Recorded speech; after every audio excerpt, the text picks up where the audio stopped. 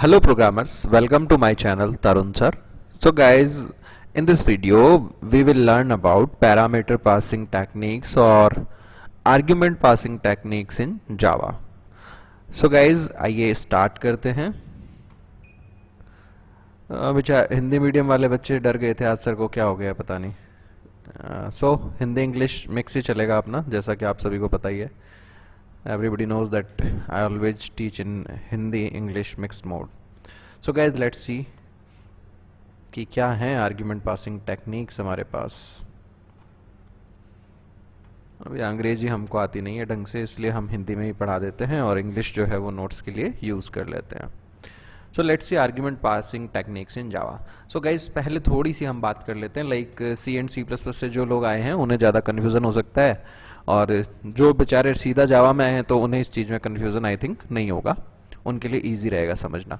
Confusion इसलिए हो जाता है क्योंकि सी एंड सी प्लस प्लस में हम लोग चूज़ कर सकते हैं कि कौन सी कॉलिंग टेक्निक जो है वो हमें यूज़ करनी है, बट जावा में हम ये चीज़ मतलब चूज़ हमारी तरफ से नहीं कर सकते। वहाँ पे प्री डिफाइंड है सब कुछ, लाइक वेरिएबल जो है वो किस तरह से पास होंगे, ऑब्जेक्ट जो है वो किस तरह से पास होंगे।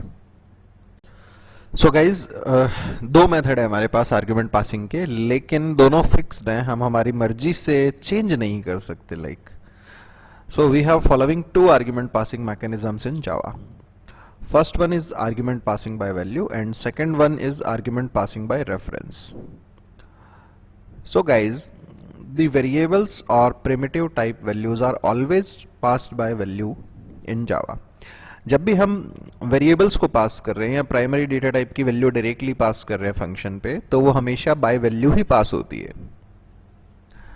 The objects are always passed by reference in Java except the immutable objects. Immutable objects के अलावा अगर हम बात करें तो ऑब्जेक्ट्स जो है वो हमेशा बाय रेफरेंस ही पास होते हैं। इनफैक्ट इम्यूटेबल ऑब्जेक्ट भी बाय रेफरेंस ही पास होते हैं, लेकिन उन पे रेफरेंस का इफेक्ट जो है वो नहीं आता। वो क्यों नहीं आता है वो किसी अदर वीडियो में हम डिस्कस करेंगे। So let's see argument passing by value technique. So guys in argument passing by value technique, actual argument are variable और वैल्यू।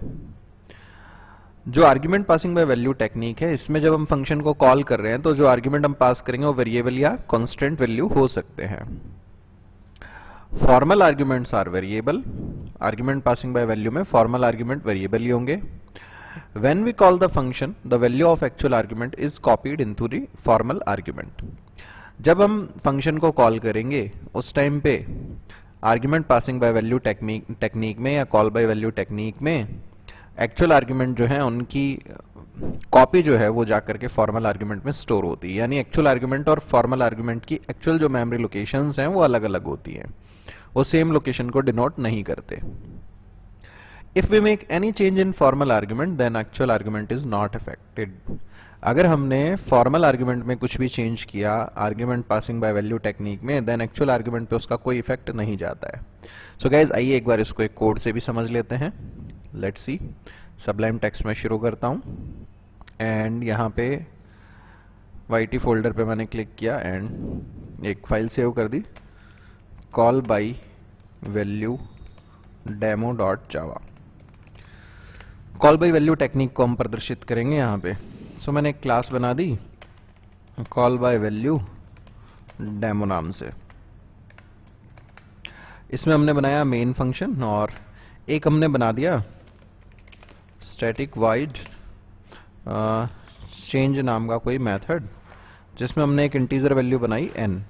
फाइन गाइज, नाउ हम क्या करते हैं, नाउ मैं क्या कर रहा हूं, इस n की वैल्यू को सबसे पहले तो मैं प्रिंट करा रहा हूं n in change is n की वैल्यू। नाउ मैं n की वैल्यू को चेंज कर दे रहा हूं, कुछ भी डाल दे रहा हूं लाइक वैल्यू, और फिर मैं वापस से n की वैल्यू को प्रिंट करा रहा हूं। चेंज की स्पेलिंग गलत कर दी थी बच्चों, हालांकि कोई सिंटेक्स एरर नहीं है, ये इंग्लिश की टीचर नहीं है ना हमारी, जावा का जो कंपाइलर है वो। नाउ मेन के अंदर मैंने एक x वेरिएबल बनाया जिसकी वैल्यू कर दी 100, या ठीक है 100 कर दी हमने एंड प्रिंट कराया x in main is,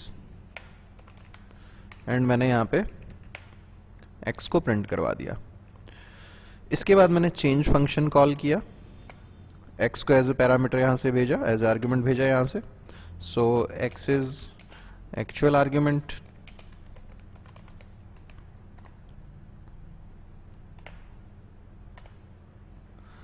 so what I do is actually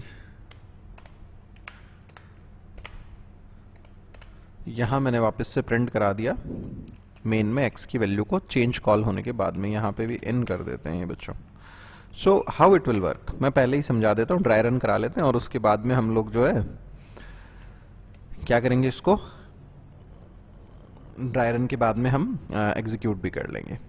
so let's see this guys, मैं थोड़ा सा डायग्राम भी यूज़ करूँगा यहाँ पे, तो मैं इस फाइल को जो है वो ले लेता हूँ इधर हाफ पोर्शन पे और ये इधर रख देते हैं अपन अदर हाफ पे।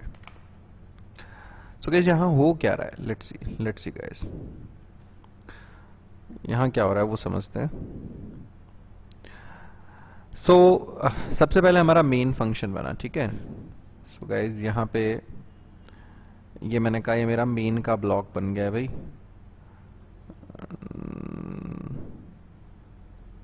So this is our main block,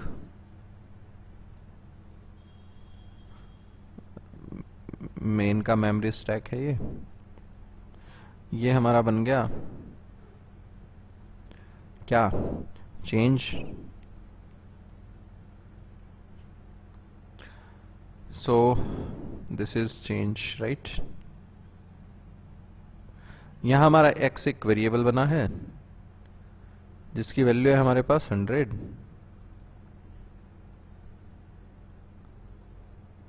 और दूसरा हमारा ये चेंज में n वेरिएबल बन गया, ठीक है। इसमें क्या हो रहा है, जब हमने यहां से चेंज को कॉल किया तो x की वैल्यू जो है वो n में जाकर के स्टोर हो रही है,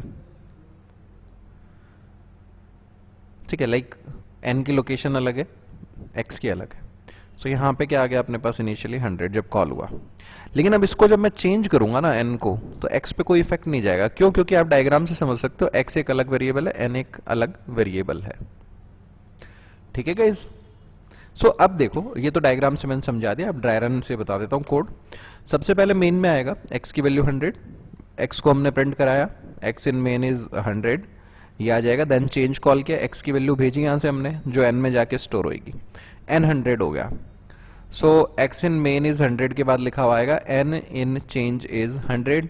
देन n को मैंने क्या करा है बच्चों, यहाँ पे 1000 कर दिया, यानी n को चेंज कर दिया। तो इसके बाद में क्या होएगा, ये मैसेज प्रिंट हो जाएगा n in change is, n की वैल्यू दैट इज 1000। फिर इसके बाद कुछ नहीं है, फंक्शन में वापस जाएगा मेन में, इस लाइन पे आएगा, यहाँ पे प्रिंट करेगा x इन मेन इज 100, यानी n को चेंज करने से x की वैल्यू जो है वो चेंज नहीं होगी। Let's compile and run this. So मैंने राइट क्लिक किया, open containing folder. Now command prompt start किया मैंने, Java c call by value demo, इस क्लास को हमने कंपाइल किया and call by value demo वाली क्लास को एग्जीक्यूट कर लिया। सी दिस, x की वैल्यू 100 थी, n की वैल्यू 100 हुई, n की वैल्यू को चेंज किया, n चेंज हो गया 1000, देन वापस x को प्रिंट किया, x अभी भी कितना आ रहा है, अभी भी कितना आ रहा है, x 100 ही आ रहा है, यानी ये कॉल बाय वैल्यू से काम हो गया। नाउ हम एग्जांपल देखते हैं कॉल बाय वैल्यू की बजाय कॉल बाय एड्रेस का। So what I do is, सबसे पहले मैं एक नई फाइल क्रिएट कर देता हूं यहाँ पे। सो राइट क्लिक किया, न्यू फाइल, सेव कर दिया इसको, कॉल बाय रेफरेंस डेमो नाम से, .java एक्सटेंशन लगाना होगा हमें। नाउ क्लास बना दी मैंने कॉल बाय रेफरेंस डेमो, इसमें मेन फंक्शन हमने बना दिया। अब देखो मुझे एक ऑब्जेक्ट बनाना है, उस ऑब्जेक्ट पे काम करूंगा, तो लाइक मैंने एक एरे बना दिया। एरे हमें पता है क्या होते हैं, ऑब्जेक्ट्स होते हैं, ठीक है। मैंने एक एलिमेंट का एरे बना दिया, फाइन। नाउ मैंने प्रिंट कराया किसको, A0 को, यानी जो एकमात्र एलिमेंट था उसको प्रिंट कराया यहाँ पे। मैसेज डाल दिया A0 इज, ठीक है। एक मैंने चेंज नाम का फंक्शन कॉल किया। यहां पे मैंने लिखा A, मतलब पूरे पूरे इस ऑब्जेक्ट की रेफरेंस वैल्यू मैं यहां से भेज दे रहा हूं, और उसके बाद मैंने वापस से प्रिंट कराया A0 की वैल्यू को। नाउ मैंने डिफाइन किया स्टैटिक वाइड चेंज। अब इंटीजर टाइप का एक एरे एज ए आर्ग्यूमेंट है अपने पास में, यानी एक ऑब्जेक्ट आ रहा है, रेफरेंस वैल्यू आ रही है उसकी, तो मैंने यहाँ पे एरे का रेफरेंस डिक्लेयर किया। नाउ मैं क्या कर रहा हूँ, मैंने यहाँ पे प्रिंट कराया ARR 0 इज ARR 0 को, देन मैंने ARR 0 को चेंज कर दिया, यहाँ पे मैंने डाल दिया 1000, फाइन। और उसके बाद मैंने वापस से ARR 0 को प्रिंट कराया। तो होगा क्या बच्चों, होगा क्या वो समझा देता हूं। पहले ड्राई रन, फिर डायग्राम भी बता देता हूं साथ में। सो A हमारा एक ये रेफरेंस बन गया, और ये इसकी रेफरेंस वैल्यू यानी एक्चुअल ऑब्जेक्ट ये मेमोरी में पड़ा है, उसकी रेफरेंस वैल्यू कहां पड़ी है, A में पड़ी है। लेट्स सी, डायग्राम से समझते हैं इसको आधा कर लेते हैं स्क्रीन पे अपन, और आधी साइड में मेरी ये PDF रखता हूं। So what happens here actually, so main जो है, मेन फंक्शन में ये x पड़ा है, फाइन। ये हीप मेमोरी है इसके बाहर कहीं, जहां अपना ये ऑब्जेक्ट जो है, मतलब एरे जो है एक्चुअली वो क्रिएट हुआ है। एक ही एलिमेंट है जिसकी वैल्यू है अपने पास 10, इसकी कुछ रेफरेंस वैल्यू होगी, वो रेफरेंस वैल्यू जो है एक्चुअली इस x में पड़ी है। नाउ हमने चेंज बनाया है, चेंज में एक रेफरेंस वेरिएबल पड़ा है अपने पास n। जब मैंने चेंज को कॉल किया, x को यहां से भेजा कहां, तो x में चेंज पर, तो x में जो रेफरेंस वैल्यू पड़ी थी, लाइक इस एक्चुअल लोकेशन की वैल्यू पड़ी थी, वो ही n के अंदर आकर के स्टोर होगी, तो n इसी लोकेशन को पॉइंट कर रहा है। n जो रेफरेंस वेरिएबल है एरे के लिए, वो इस एरे की लोकेशन को अपने अंदर होल्ड कर रहा है, यानी x और n सेम मेमोरी लोकेशन को पॉइंट कर रहे हैं अभी। सो यहाँ पे होगा क्या, लाइक मैंने x और n नहीं लिया है, सॉरी, मैंने अभी जो नाम लिया है वो A और ARR ले रखा है, तो इसको A कर देते हैं, इसको ARR कर लेते हैं। खैर इससे कोई फर्क नहीं पड़ता नाम क्या था, मतलब सीधा सीधा ये हो गया। अगर मैं अब ARR के एलिमेंट्स को मॉडिफाई कर रहा हूँ, तो A के एलिमेंट्स अपने आप मॉडिफाई हो रहे हैं, क्योंकि दोनों ही सेम लोकेशन को डिनोट कर रहे हैं। सो ड्राई रन कर लेते हैं एक बार। यहाँ पे A0 की वैल्यू प्रिंट होगी 10, देन चेंज कॉल हुआ, A की रेफरेंस वैल्यू, मतलब A जिस लोकेशन को डिनोट करा था वो ARR में स्टोर हुई, तो ARR और A सेम लोकेशन को डिनोट कर रहे हैं। ARR 0 की वैल्यू आ जाएगी यहाँ पे 10, देन ARR 0 बराबर 1000 कर दिया। तो जो लोकेशन थी हमारी मेमोरी लोकेशन यहाँ इस डायग्राम के अंदर, यहाँ पे 10 की जगह क्या आ गया अपने पास, 1000 आ गया इस जगह पर, राइट, ठीक है ना। इरेजर लेके मैं देखता हूँ, इसको हटा के कुछ चेंज कर देते हैं। This is eraser, and what I do is, बच्चों यहाँ पे क्या होगा अभी, यहाँ पे ये इस लोकेशन को डिनोट करे थे, अभी यहाँ पे 10 था, अब यहाँ पे कितना आ जाएगा 1000, फाइन। नाउ इसको मैं चाहे ARR नाम से एक्सेस करूं या A नाम से एक्सेस करूं, क्या ही फर्क पड़ना है, कोई फर्क नहीं पड़ना बच्चों, है ना। सो यहाँ पे 1000 आ गया, अब मैं ARR 0 को प्रिंट कर रहा हूँ, 1000 वापस मेन में जाएगा, यहाँ पे A0 को प्रिंट कराएगा, तो इसकी वैल्यू भी क्या आएगी, 1000 आएगी। लेकिन ध्यान रखना है मेमोरी में सेम रेफरेंस वैल्यू को, सेम ऑब्जेक्ट को डिनोट कर रहे हैं, तभी ऐसा हो रहा है। अगर ऑब्जेक्ट ही नया बना देते, लाइक ARR के अंदर कुछ नया ही ऑब्जेक्ट हम बना के डाल देते, तब ये काम नहीं होता, वो भी बताऊंगा अभी कैसे। So what I do is, मैंने इसको कंपाइल किया कॉल बाई रेफरेंस वाली फाइल को, नाउ मैंने रन किया कॉल बाई रेफरेंस वाली फाइल को।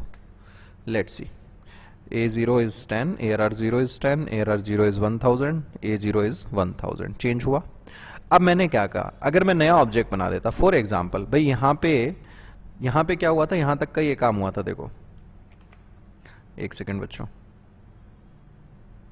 यहां पे क्या हुआ, जब मैंने चेंज को कॉल किया तो मेन से A की जो रेफरेंस वैल्यू थी, यानी लोकेशन जिसको डिनोट करा था, वही ARR में जाकर के स्टोर हुई थी, और यही होएगा हमेशा। लेकिन सपोज मैंने यहां पे ये कर दिया ARR equal to new int, और इसे नई मेमोरी दे दी अब एक एलिमेंट की, सपोज अब मैं ARR 0 को चेंज कर रहा हूं, तो क्या ऊपर वाले में चेंज होगा? नहीं होगा, नहीं होगा बच्चों, नहीं होगा। क्यों नहीं होगा? क्यों नहीं होगा देखो वो देखते हैं अपन। एक बार इस प्रिंट को मैं डाल देता हूं ताकि दोनों चीजें अपनी एक साथ ही प्रूफ हो जाए। तो अभी इस लाइन तक, इस पर्टिकुलर लाइन तक क्या है, ये सेम वैल्यू को डिनोट कर रहा है, सेम लोकेशन को डिनोट कर रहा है जिसको ए डिनोट कर रहा था, लेकिन यहां आकर के नई लोकेशन हो गई। यहां आकर के क्या हुआ? नई लोकेशन हो गई। अब ये नई लोकेशन का मतलब ये हो गया, इस स्टेटमेंट पे जब आया ना, तो देखो यहां पे तो ये प्रिंट करके आएगा 10, क्योंकि ए वाली लोकेशन को ही ARR पॉइंट कर रहा था, उसी लोकेशन को डिनोट कर रहा था। नाउ मैंने ARR equal to new int कर दिया, तो क्या होगा बच्चों? तो होगा ये बच्चों, देखो यहाँ पे इस डायग्राम में देखना, ये जो इसका लिंक है ये वाला, ये खत्म हो गया। अब इस केस में हुआ क्या, यहाँ पे एक नया ऑब्जेक्ट बन गया मेमोरी में, लाइक यहाँ बन गया ये, ठीक है, जिसका नाम क्या हो गया? ARR। लाइक ये इसको डिनोट कर रहा है, नाम क्या हो गया? एक सेकेंड, हाँ, तो ये इसको डिनोट कर रहा है अभी। बाकी ये सारी चीज़ें हटा देते हैं ताकि थोड़ा सा काम इजी हो जाए अपने लिए। ये सारा डायग्राम हटा देता हूँ मैं पिछला।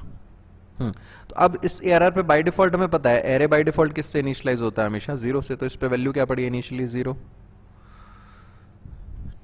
ठीक है, तो इसके बाद मैंने ARR 0 पे 1000 डाला, तो यहाँ पे 0 की बजाय क्या आ गया बच्चों? इस जगह पर, इस जगह पर, इस लोकेशन में आ गया हमारे पास 0 की बजाय, एक सेकेंड, ये यहाँ से ये हट गया, यहाँ से इसकी बजाय क्या आ जाएगा अपने पास? 1000। सो इस जगह क्या आ गया अपने पास?